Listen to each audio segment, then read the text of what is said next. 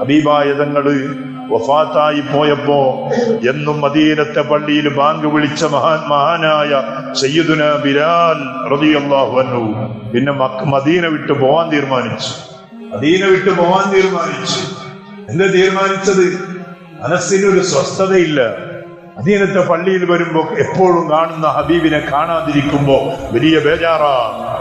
എപ്പോഴും മുന്നിൽ ഇമാമായി നിന്നിരുന്ന ഹബീബ് ഇമാമത്തിനില്ലാത്ത മദീനത്തെ പള്ളി കാണുമ്പോ ഭയങ്കര ബേജാറാണ്. അതുകൊണ്ട് മദീന വിട്ടു പോവാൻ തീരുമാനിച്ചു മഹാനായ സയ്യിദുനാ ബിലാൽ റളിയല്ലാഹു അൻഹു. എന്തേ?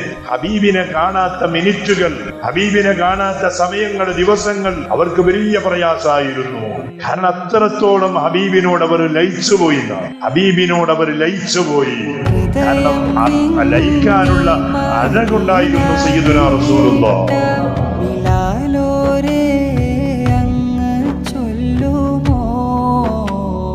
പ്രണയിക്കാനുള്ള ഭാഷയെ